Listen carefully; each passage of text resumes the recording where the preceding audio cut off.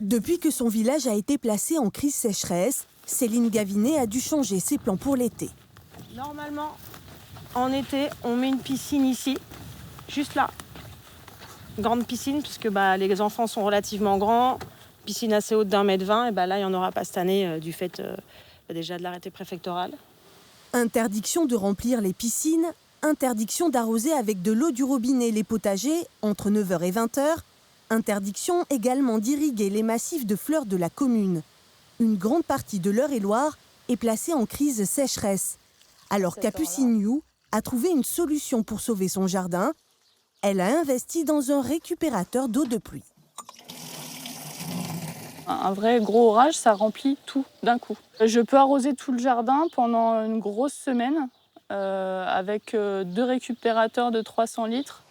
Dans le village, cet agriculteur lui aussi s'est adapté à cette situation de crise.